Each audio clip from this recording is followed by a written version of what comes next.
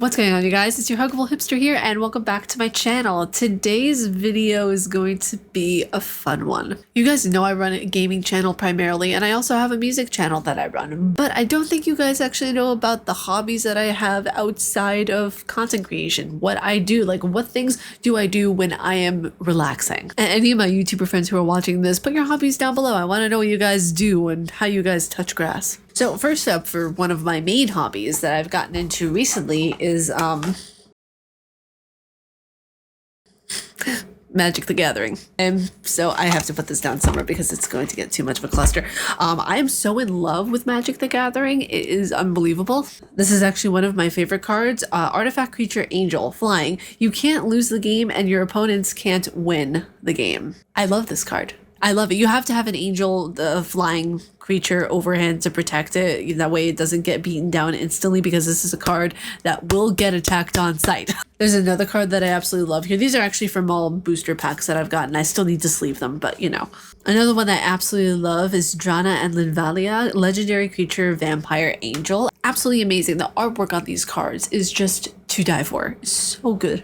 There's another one that I absolutely love that I actually just got recently, was Jody, Master of oh my god, I can't pronounce that. Legendary Creature Human Shaman. Like, isn't that gorgeous? That's just gorgeous. That's absolutely gorgeous. It's both dark and fire, which I absolutely love. I love that. I love it so much. And it's so cool to get into this, get into the lore of the characters, get into everything that they are about, because I love the stories behind a lot of these decks. I love the way that it is done. Like, it's such a well done game, like such a well done TTRPG. Like, look at that card. That is stunning. I'm really tempted to make a deck around this card and make this the commander. Like, I'm really tempted to do that because it's just so good. There's also Nahiri, the Unforgiving. It's a legendary planeswalker. I love this so much. She's amazing. And then your legendary vampire creatures, of course, but I absolutely love it. This was the other deck that I had gotten. It's absolutely wonderful. I love it. My other hobby, and it's been a hobby I've had since I was a kid, reading. Lots and lots of reading. This is actually a book that I just finished recently, Empire of the Vampire. It's so good. It's a thick boy. It's a it's a thick boy, but it's a good read. It's very fun, and it's schmexy. There were a few scenes that I read in there that my eyes were like, 50 Shades of Vampire, okay. But yeah, Jay Kristoff, absolutely amazing writer. The way that he is so descriptive with all of his writing and his words, and the way that he can just craft such a well done scene. It's so good. His writing is amazing.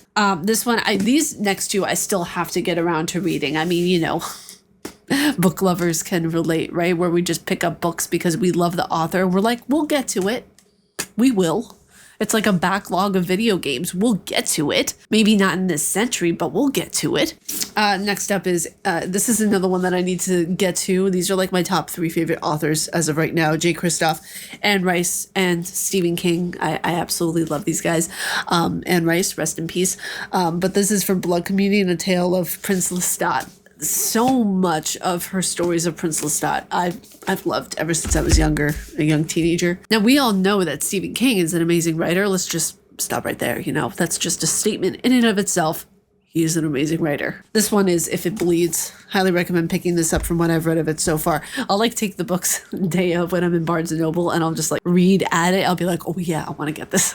Now, some of the other hobbies I have include music production, literally sitting down and playing my Switch right before I go to bed. I make it a part of my self-care routine that I play a little bit of the Switch, or I relax, or I read before bed. That has just become a part of my hobby and part of my self-care relaxation that has become crucial to my existence. Another thing is doing trail walks. I love nature. I love being around nature. I love doing trail walks so much. They're so much fun. Since I live in a very, I would say woodsy area, it is very easy to find very wonderful trail walks to go on. Shout out to one of my mods for getting me into D&D. I absolutely love it. I started watching Critical Role with them, and I am in love. I am absolutely so 100% invested in D&D right now. I'm really tempted to just go to Barnes & Noble and take a day and look at all the books for D&D and look at all the things for it, because when I get invested into something, I get all the accoutrements. Like, I get everything that goes along with it. And another hobby I have is coffee. You guys think I'm joking. I'm being serious. Like I love looking up different recipes for different lattes and different cappuccinos and different things that I can make with coffee. Like I absolutely love coffee, and it's probably like a goal of mine to travel to every cafe there is in the world and try a coffee or like try a latte or a drink birthed from coffee.